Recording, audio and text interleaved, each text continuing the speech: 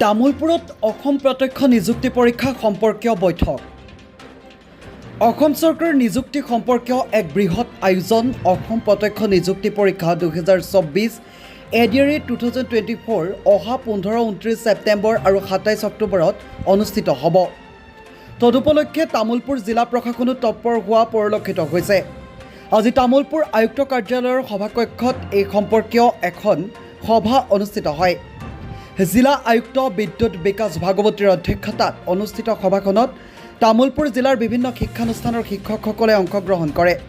জিলা আয়ুক্তগৰাকীয়ে কোন বিদ্যালয়ত কিমান পৰীক্ষাৰ্থীক বহুৱাব পৰা যাব সেই সম্পৰ্কে শিক্ষকসকলৰ পৰা জানিব বিচাৰে।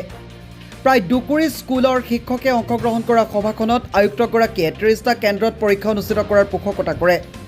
প্ৰায় 16,790 পৰীক্ষাৰ্থীৰ বাবে অনুষ্ঠিত হ'বলগীয়া তৃতীয় আৰু চতুৰ্থ বৰ্গৰ এই পৰীক্ষা যাতে সুকলমে অনুষ্ঠিত হয় তাৰ প্ৰতি লক্ষ্য ৰাখিবলৈ জিলা আয়ুক্তগৰাকীয়ে সকলোকে আহ্বান জনায়।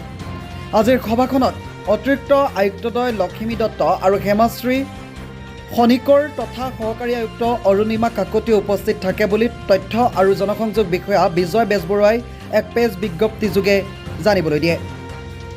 অমৃত প্ৰবাহ অসমীয়া সাপ্তাহিক কাকতৰ ডিজিটেল সংস্কৰণ অমৃত নিউজ, সত্যৰ সন্ধানত অমৃত নিউজ।